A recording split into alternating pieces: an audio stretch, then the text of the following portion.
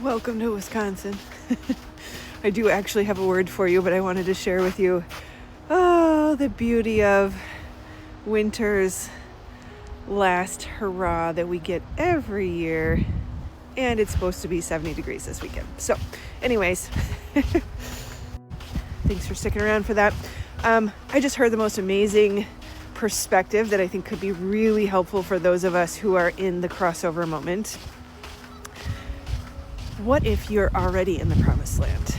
What if you've made that decision to follow God's path, to go through formation, to reclaim your power and authority over your life, to refuse to believe what you see around you, to walk by faith, not by sight, and to know that God has promises for you that so long as you remain in faith and gratitude, out of negative thinking and complaining, will be yours in a matter of time.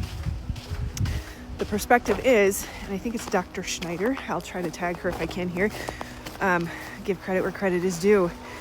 If you are in the promised land, you should not be surprised there are giants, which really makes so much sense because we expect immediate flowing milk and honey, and we forget that we have to war with the giants before we get the feast. To feast at the table made in the face of our enemies. That nobody promised it would be easy. Reclaiming your ability to co-create with your Creator the life of prosperity that He has promised you, that He planned for you, also requires walking by faith and not by sight, which means your giants are refusing to believe what you see around you.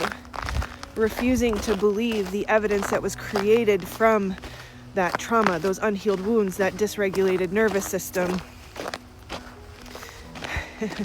Your giants are the thoughts of fear, dysregulation in the nervous system, complaining and believing what you see around you instead of walking by faith, instead of by sight.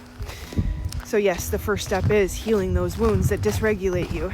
And yes, the next step is clarifying the vessel, detoxing, fasting, remaining in alignment from a physical state of being with the Creator, not falling and hitting your bum on the ice.